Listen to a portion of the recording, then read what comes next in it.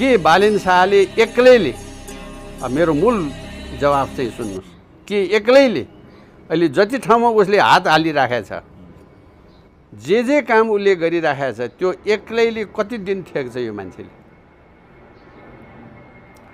उसले हेपिराखेको अमेरिकनलाई पनि चिडाएकै छ चीनलाई पनि चिडाएकै छ हिन्दुस्तानमा त बौलाइ नै भइसक्यो त्यहाँको मान्छेहरू त्यो चिडाएकै छ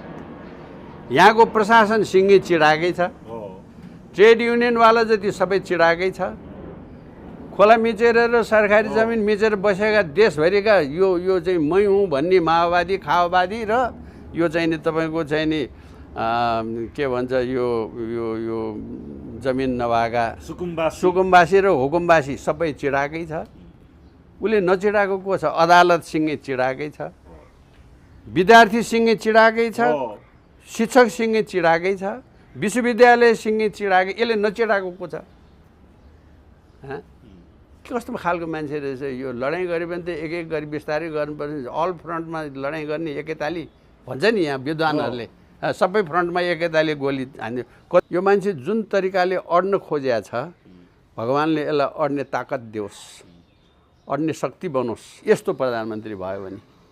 यस्तो गभर्मेन्ट भयो भने बस 5 वर्षमा उत्पात उल्का हुन्छ देशमा मलाई भित्र मनले भन्नुहुन्छ भने एक प्रकारको खुसी लागेको छ भाइ लिडको लाउने मान्छे एउटा त आयो यो मान्छेले त्यो चोइसमा ठिक निर्णय लियो यो देशको इतिहासमै नभएको हिरो भयो हेर्नुहोस् त न्यायाधीशहरूको गति थुक्क भन्छु म त धिक्कार होस् अहिले त धमाधम एक्सपोज भयो नि त बालेनले त्यो त ठुलो काम गरेको छ नि सेना भनेको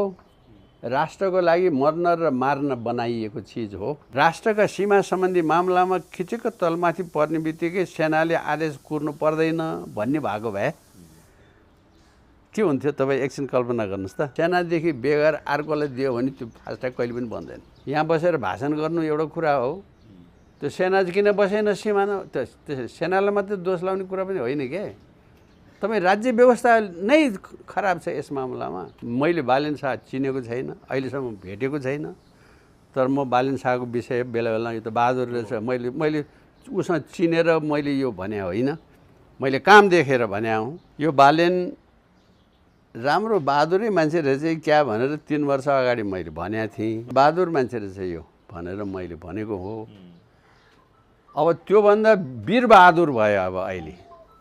बहादुर मात्रै होइन वीर बहादुर यस्तो ताकतवान यति चाहिँ नि मसहुर यति दृढ यति दह्रो कि त्यो त्यो त्यो त्यो त्यो जेपातेले हल्लिने कुरा होइन जो वीरता देखाउनुपट्टि